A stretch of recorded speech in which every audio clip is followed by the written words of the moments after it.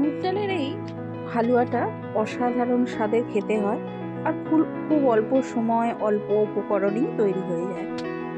তো চলুন মুগ ডালের এই হালুয়া রেসিপিটা আপনাদের সঙ্গে আমি শেয়ার করি। আমি কিভাবে করি, অনেকেই আছে অনেক রকমভাবে করে, আমি কিভাবে করি সেটাই আজ আপনাদের সঙ্গে শেয়ার করব।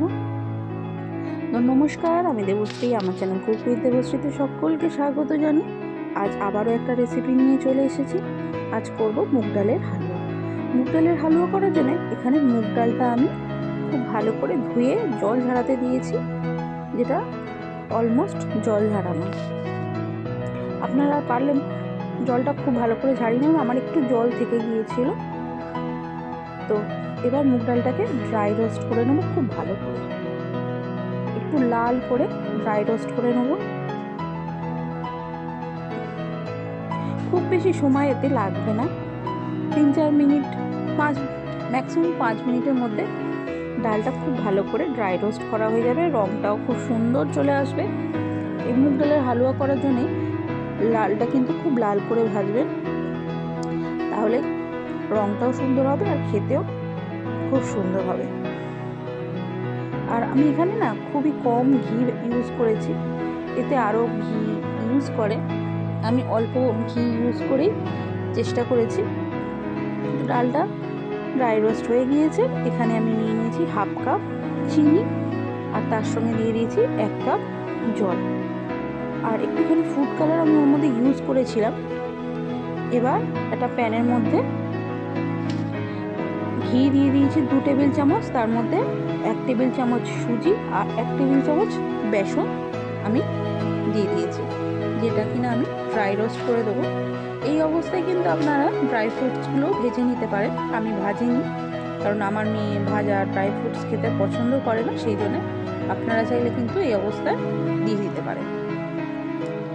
তো খুব ভালো করে এটা ভেজে নেব লাল করে। এই ভাজাটা কিন্তু এই হালুয়ার একটা পার্ট, খুব ভালো করে ভাজলে রঙটা সুন্দর আসবে কিন্তু হালুয়া।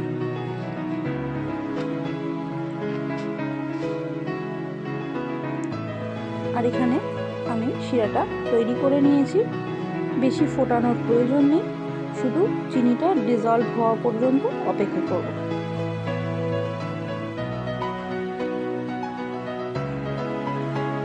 শিরাটা আমার রেডি হয়ে গিয়েছে। আর এখানে লো হিটেই কিন্তু আমি এটা লো টু মিডিয়াম হিটে সুজি আর বেসনটা ভেজে নেব। আস্তে আস্তে দেখবেন কালারটা চেঞ্জ হয়ে যাবে। আর হ্যাঁ, মুগ ডালটা কিন্তু আমি গুঁড়ো করে নিয়েছি, ভেজে একদম পাউডার ফর্মে তৈরি করে নিয়েছি, যেটা আমি স্কিপ করে গিয়েছি মনে হয়, দেখানো হয়নি। এই যে দেখুন আস্তে আস্তে রংটা কিন্তু চেঞ্জ হয়ে যাচ্ছে। এবার গুঁড়ো করে রাখা রোস্টেড মুগ ডালটা আমি এর মধ্যে দিয়ে দিলাম। মুগ ডালটা দিয়েও আমি খুব ভালো করে ভেজে নেব।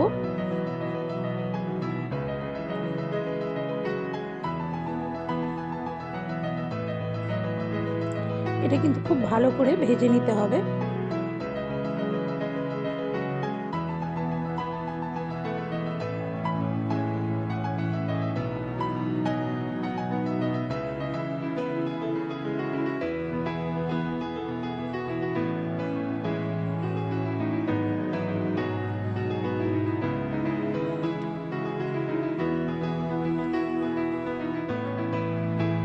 দেখুন খুব ভালো করে আমি ভেজে নিয়েছি। এবার চিনির শিরাটা আমি এর মধ্যে পুরোটাই অ্যাড করে দেবো।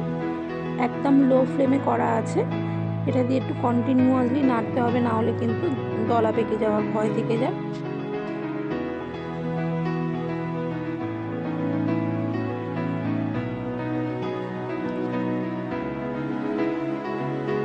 দেওয়ার সঙ্গে সঙ্গেই কিন্তু ড্রাই হওয়া শুরু করবে।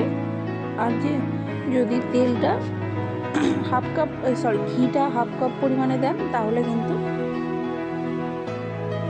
তেল ছাড়বে। এই যে দেখুন ড্রাই ফর্মে চলে এসছে, এই অবস্থায় কিন্তু ঘিটা আমি আবারও একটু দিয়ে দিলাম। যেহেতু আমি কম ঘি ইউজ করেছি সেই জন্য। আর এই সময় ঘিটা দিলে কিন্তু খুব স্বাদও আসে, গন্ধটাও ভালো হয়। তাই আমার মনে হয় অতিরিক্ত ঘি দেওয়ার প্রয়োজন নেই, এভাবেই একবার ট্রাই করে দেখুন। আমি টোটাল হালুয়াটা করতে হাফ কাপ 3 টেবিল চামচ ঘিয়ের ব্যবহার করেছি। একদম হালুয়া কিন্তু আমার রেডি।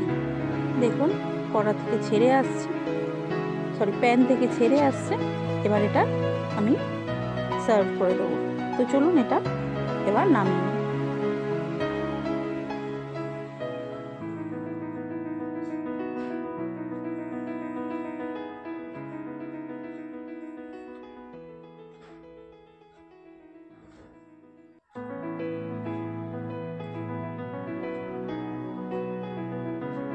এই যে আমি সার্ভ করে দিয়েছি আমার মুগ ডালের হালুয়া। রেসিপিটা কেমন লাগলো অবশ্যই কিন্তু কমেন্টের মাধ্যমে আমাকে জানাতে ভুলবেন না। আর রেসিপি সম্পর্কে কিছু জানার থাকলে বা নতুন কোনো রেসিপি জানার থাকলে অবশ্যই কিন্তু আমায় কমেন্ট করবে। আর রেসিপিটা যদি ভালো হয়ে থাকে, ভালো লেগে থাকে, অবশ্যই লাইক, শেয়ার অ্যান্ড সাবস্ক্রাইব করে আমার পাশে থাকবে। তো চলুন আজকের মতো টাটা, দেখা হবে অন্য কোনো দিন অন্য কোনো রেসিপির সঙ্গে।